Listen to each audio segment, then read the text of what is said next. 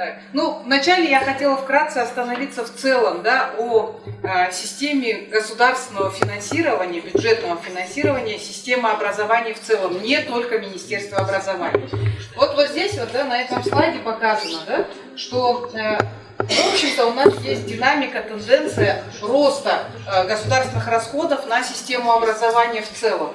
Но при этом обратите внимание на то, что если брать это как долю, да, как процент к ВВП или к расходам госбюджета, то вот посмотрите, вот зеленая линия это к ВВП. Никакого роста нет. Посмотрите в процентном соотношении к расходам государственного бюджета. Тоже практически на одном уровне, оно где-то там с небольшими колебаниями болтается. Это о чем говорит? Это говорит о том, что номинальный рост, то есть в сомах, да, он, собственно, обусловлен исключительно просто общими тенденциями экономическими в стране и ростом населения. Больше это ни с чем не связано. То есть тут как бы сразу видно, да, что если в процентном соотношении смотреть, то нет роста расходов на систему образования. Вот здесь вот видно, да, что с 12,5 миллиардов сомов выросло до 22 там, с копейками миллиардов сомов. Вот, собственно, это как бы в целом, да. Теперь это те же самые деньги, но разделенные на финансирование из местного бюджета, это красненькое, и из республиканского бюджета. Вот здесь вот есть как бы два таких момента, да. Во-первых, посмотрите, да, что расходы из местного бюджета, они очень сильно сократились. Начиная с 2013 года прям заметно ужались. Тогда как бы с республиканским бюджетом произошло ровно наоборот. Вот тут Анара говорила о нормативно-правовых актах, об их анализе, о том, как их надо анализировать. А я хочу туда добавить то, что, в общем-то, практически любое изменение в нормативно-правовой базе ведет к изменению в финансировании. Во всяком случае, это относится к государственным средствам, то есть к бюджетным. Да? Что здесь произошло? Здесь произошел перевод школ, практически всех, кроме города Бишкек, из местных бюджетов в республиканские бюджеты. То есть вот этот вот переход, он сразу здесь заметен. Почему здесь как бы вот еще осталось, видите, здесь на уровне 70%, да, финансировался из местного бюджета, а здесь 50%. Почему 50%, не меньше, да, сразу? Потому что этот перевод состоялся начиная с 1 августа. То есть первая половина года была еще по старой системе, а вторая половина уже была как бы по новой системе. А вот здесь уже в чистом виде, то есть сейчас 20% финансируется из местного бюджета и 80% финансируется из республиканского бюджета. Вот это я к тому, что надо соотносить воздействие тех норм и правил, которые закладываются в законодательство, надо сразу их соотносить с изменением финансирования. Теперь дальше. Вот здесь вот видно, да, что вот эти вот расходы на сектор образования, каким образом они распределяются, да? Вот здесь вот посмотрите. Львиную долю всех расходов из госбюджета, вот почти 80%, занимает оплата труда работников. Это заработная плата и взносы в социальный фонд с работодателя. Вот эти две строчки. Да? 80% всех этих миллиардов сомов идут на оплату труда. Остальное занимает не так много. Здесь можно выделить, наверное, только вот прочие товары и услуги, да, вот продукты питания. Ну, и то это очень сравнительно небольшая сумма. Но здесь в чем разница? Вот смотрите, если брать республиканский бюджет, то заработная плата здесь почти 90% занимает. То есть республиканский бюджет финансирует оплату труда работников по большей части. И только 9,5%, ну вот эти вот мелкие я не буду прибавлять, это около 10% остается на все остальное. То есть ни о каком развитии за счет республиканского бюджета даже говорить не приходится, потому что все уходит на оплату труда. Что касается местного бюджета, здесь картина поменялась после изменения вот этой вот системы финансирования. Да? Смотрите, местный бюджет финансирует преимущественно приобретение товаров и услуг. То есть это туда относятся и коммунальные услуги, там, и ремонты и прочее. Да? Ну и плюс здесь относительно большая сумма за счет Бишкека.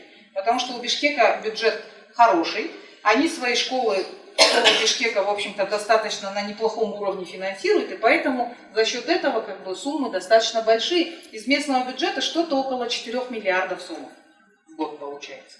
Можно возразить? Пожалуйста. Вот первый стол ГБ это что? Это государственный бюджет, это сумма. Это общее, да? Тогда сразу пояснение, да? Государственный бюджет это состоит из двух частей, да? Местный бюджет и республиканский бюджет. Просто я это упустила, прошу прощения. Вот.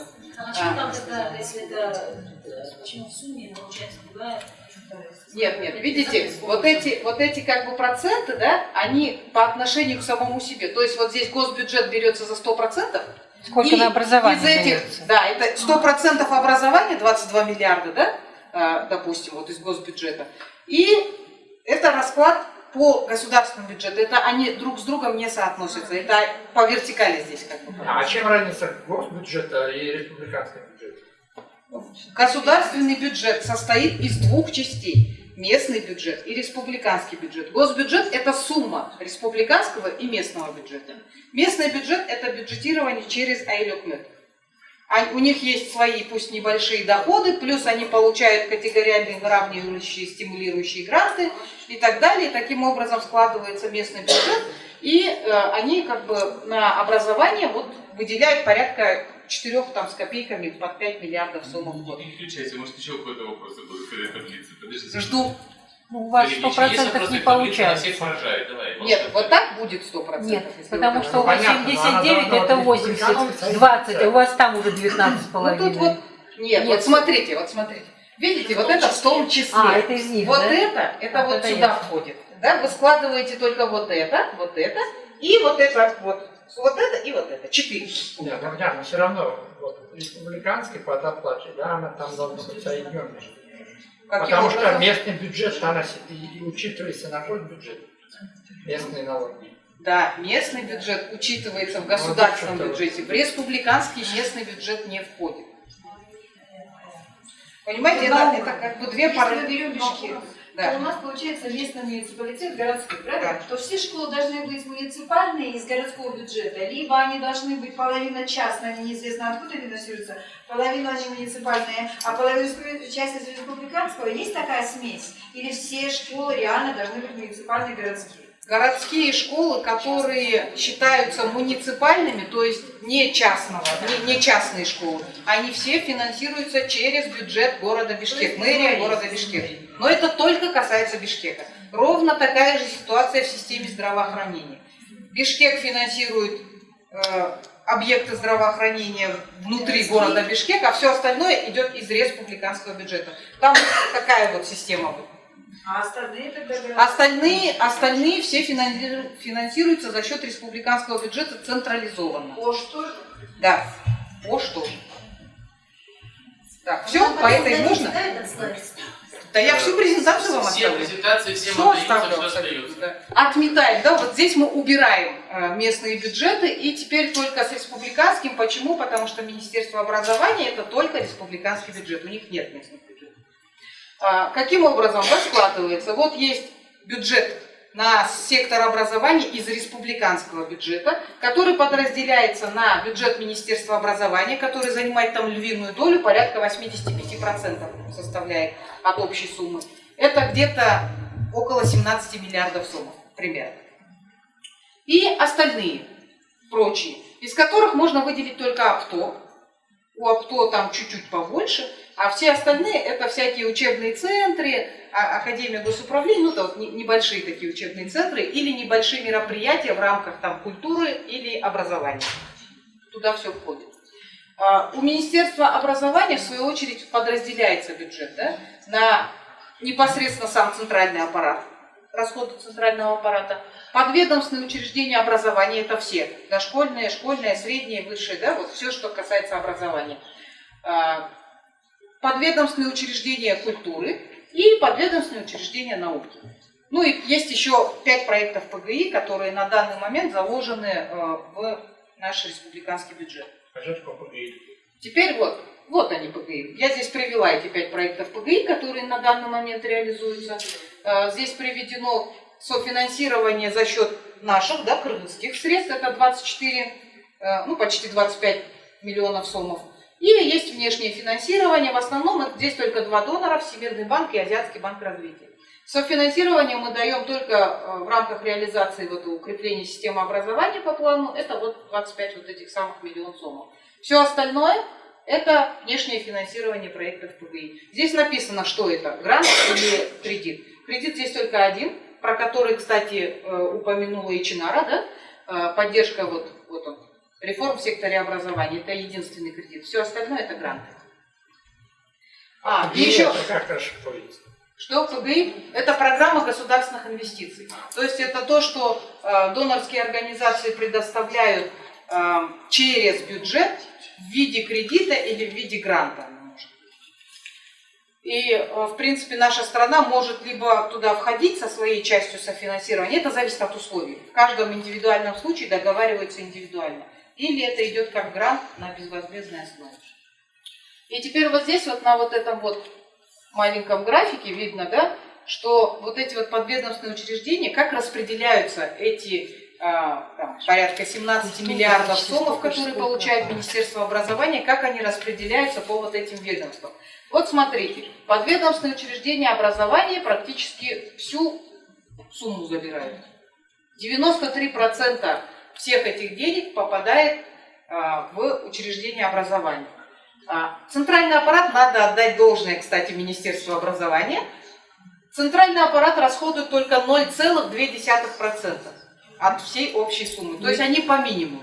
Если сравнить с культурой, то это... Культура тоже копейки, вы видите, да? Наука тоже копейки. Но проекты ПГИ я здесь просто отдельно выделила, поскольку они очень целевые и тратятся только строго в рамках вот заданных целевых параметров. Так. С точки зрения мониторинга, как для общественного совета, да, вот на мой взгляд, самым удобным инструментом является программный бюджет. То есть, или бюджет на программной основе его еще называют, Министерство образования, науки и культуры. Науки, то есть. Программный бюджет Министерства образования состоит из 7 программ. Вот это вот первая программа, планирование, это обязательная программа для всех министерств, ведомств, это просто как бы стандарт, который закладывает Минфин. Все остальные программы разрабатываются министерствами, в том числе и Министерством образования, самостоятельно. И эти программы должны быть напрямую связаны с их стратегией развития. То есть в данном случае бюджет на 15-17 должен быть напрямую связан с стратегией, планом на 15-17 год развития образования. Да? Здесь вот тоже видно, что программный бюджет разделен таким образом, что средства на школьное и внешкольное образование занимают почти 72%. Второе место у нас занимает высшее профессиональное образование и дошкольное образование. Все остальное занимает крайне незначительные доли. Вот среднее профессиональное. Но вот по среднему профессиональному сразу хочу оговориться, здесь доля относительно небольшая, потому что часть среднего профессионального образования находится в ведении АПТО, Министерства труда, миграции и молодежи. Да? Вот. Это как бы структура этого программного бюджета. И здесь я вам сразу хочу на примере программ показать, каким образом можно отслеживать, да, что делается с бюджетом, с теми деньгами, которые приходят на Министерство образования. Вот здесь вот первая программа планирования, управления, администрирования. По требованиям Министерства финансов общая сумма, стоимость этой программы не должна превышать 10% от общих расходов министерства любого. В случае с Министерством образования у них очень небольшая часть, у них 1,2-1,3% занимает как бы от общей суммы расходов. Самую большую долю здесь занимает вот это вот, общая координация на региональном уровне. Поскольку это тоже связано с тем, что изменили вот эту систему финансирования, и Министерство образования укомплектовало штат на региональных уровнях. Вот, районные городские отделы образования, там были бухгалтерии организованы и так далее. То есть вот это все, оно вот здесь все сидит. Да? Но на что здесь надо обращать внимание? Самое главное, самое основное при анализе программного бюджета – это индикаторы результативности. Каждый программный бюджет содержит обязан, должен содержать индикаторы к каждой программе, это как бы вот к программе, да, и каждой мере бюджетной.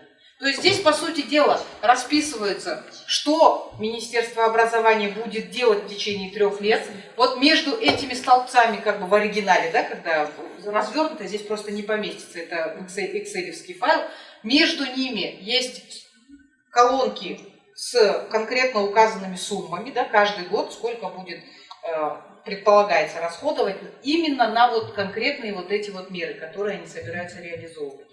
И, соответственно, здесь индикаторы, и к индикаторам вот здесь есть тоже продолжение большое, где ставятся целевые значения, ежегодные целевые значения для каждого индикатора.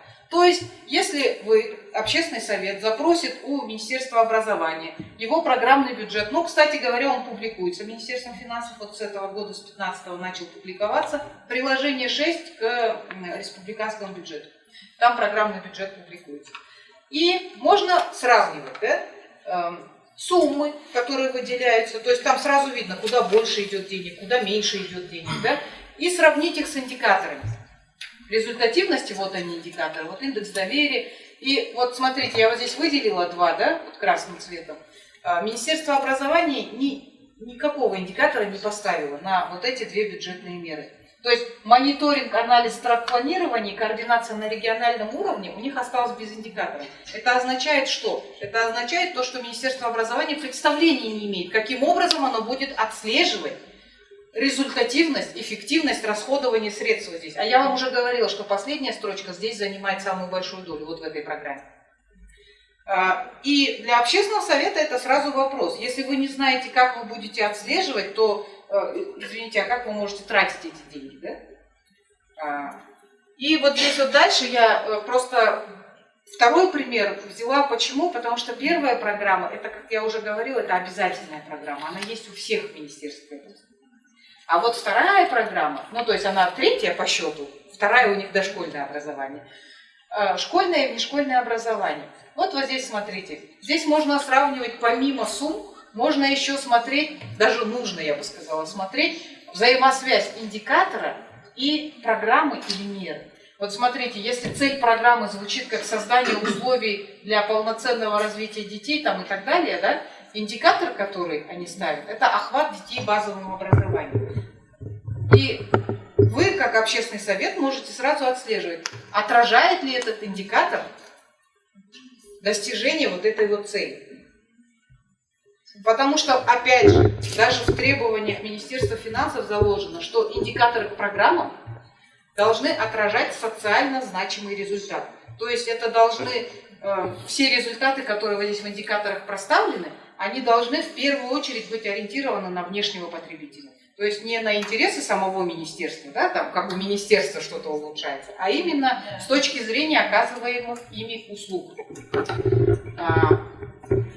Каждой мере или программе может быть не один индикатор, поэтому общественный совет может здесь предлагать дополнять своими индикаторами, да, или наоборот предложить заменить индикаторы, которые считают, ну, как бы, на взгляд общественного совета, кажутся им, ну, не такими показательными, скажем. И вот здесь вот тоже это продолжение, это просто довольно большая программа, продолжение, и здесь вот тоже последние 2 остались без индикаторов. И еще вот тут один момент, тут говорили про деньги СВАК, да, которые идут через так называемый широкосекторальный подход. Да. По поводу его мониторинга сразу хочу сказать, что отследить эти деньги практически нереально. Я думаю, про это можно сразу забыть, это нереально вообще. Почему? Потому что деньги приходят не в Министерство образования. Деньги поступают в бюджет в целом, в бюджет страны, в республиканский. И бюджет выделяет по своим обычным стандартным процедурам. Единственное, там есть матрица условий, которые наша страна, правительство и Министерство образования в первую очередь должны выполнить. И только после этого принимается решение о передаче очередного транша. Это нечто подобное мы проходили с МВФ много лет. Это было где-то там с середины 90-х до середины 2000-х, ну, примерно. 2005 где-то году, когда у нас примерно схожая ситуация была в целом по стране с меморандумами МВФ. У нас вот Международный валютный фонд нечто похожее вводил. Но здесь немножко другая система. И вот здесь вот смотрите, по свапу, да, насколько мне известно, и даже вот в прессе, да, по заявлениям министра Сариевой, неоднократно встречалось, что вот в результате выполнения условий СВАП в бюджет поступило там столько-то миллионов долларов, да, там от Европейского Союза. Но, заметьте, программный бюджет это на 15-17 год. Видите, здесь есть бюджетная мера. Подготовка сектора образования к внедрению на основе СВАП. То есть это о чем тоже говорит, да? Они в свой программный бюджет на 15-17 год закладывают меру, которая в принципе уже сделана. Ну, или может быть не в полной мере, но уже где-то она уже идет, да? И получается, возможно, это и есть причина того, что они сюда индикатор не поставили. Потому что очень сложно придумать индикатор к тому, что уже как бы сделано. Да. Как-то это вот очень сложно. Поэтому здесь осталось пусто. И вот здесь вот обеспечение лицензированием. Тоже индикатора нет. Хотя как бы здесь напрашиваются некоторые индикаторы, потому что лицензирование это такая сфера, где можно посчитать количественно там и так далее. Здесь напрашивано, но почему-то нет. Вот. Ну и в завершение, да, я вот как бы то, что я говорила, собрала на один слайд, да, на что нужно обращать внимание. Это вот самое главное, да, программы должны соответствовать приоритетам государственной политики, которую проводит Министерство образования в сфере образования. Да? Если этого соответствия нету, то это неправильно, это сразу вызывает вопросы, почему деньги тратятся не туда, где у нас приоритет. Да? Вот этот момент мне тоже показался важным. Структура программного бюджета, опять же, по требованиям того же Министерства финансов, должна и обязана обсуждаться с общественными советами. Министерства любого. У меня вот вопрос, если здесь остался хоть кто-нибудь, который с общественного совета. Вот сейчас как раз идет процедура доработки и отправки в Министерство финансов программных бюджетов. Министерство образования с вами обсуждало свой программный бюджет? Нет. Не обсуждал. На 16-18 должен был год. Насколько я помню, я могу чуть-чуть в датах ошибиться, но примерно оно в одно и то же время происходит. Стандартно к 1 июля министерство и ведомства должны отправить свой программный бюджет в Министерство финансов.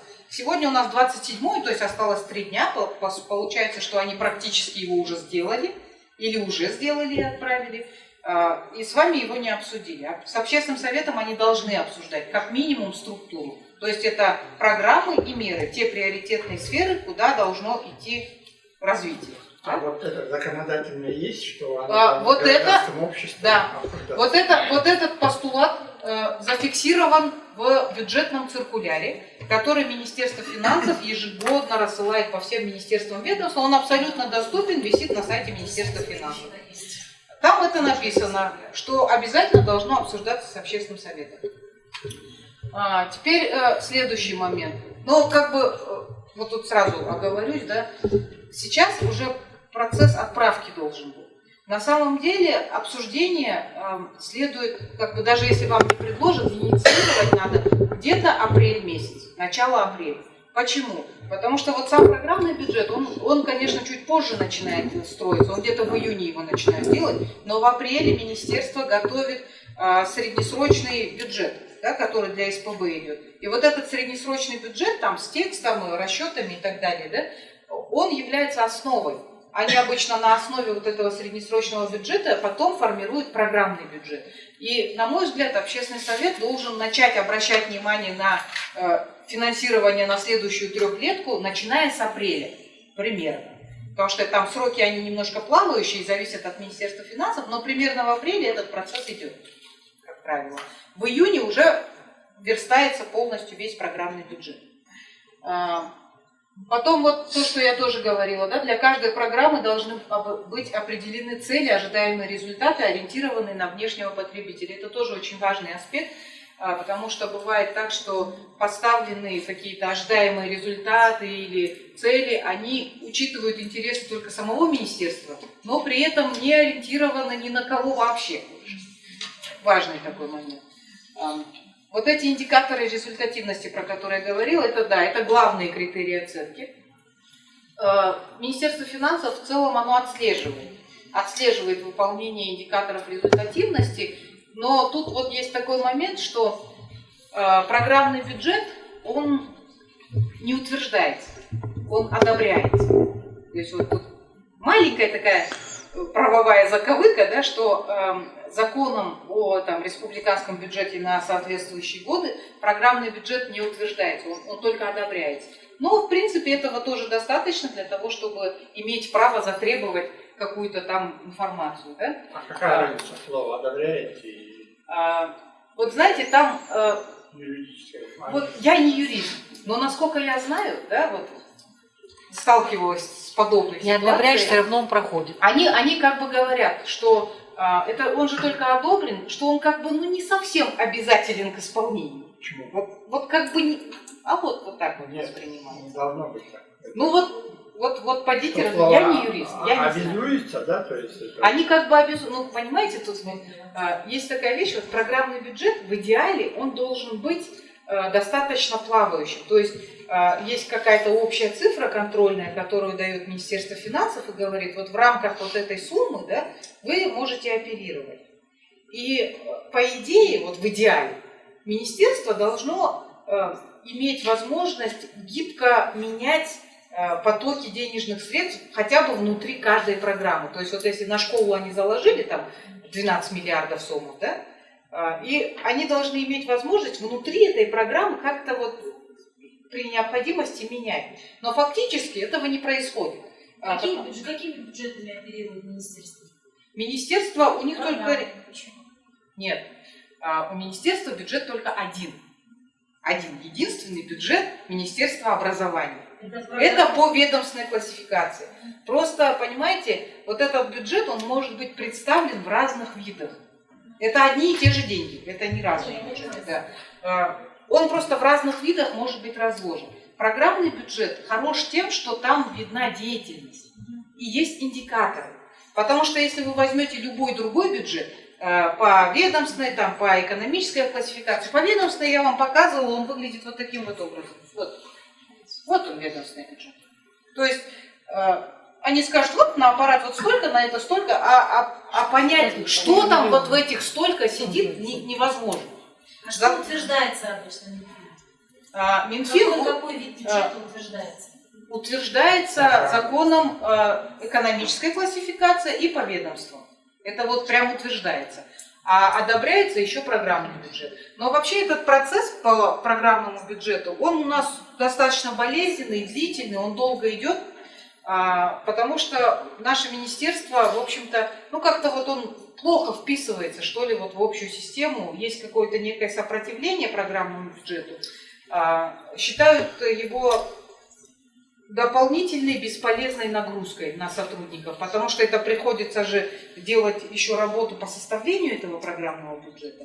И, в общем-то, в министерствах, насколько я знаю, это особых восторгов он не вызывает, но начиная вот с этого 2015 года все министерства, ведомства обязаны составлять программные бюджеты. А он у нас пока только есть на национальном уровне, на региональном, конечно, ни о чем таком даже мечтать не приходится, и этого нет.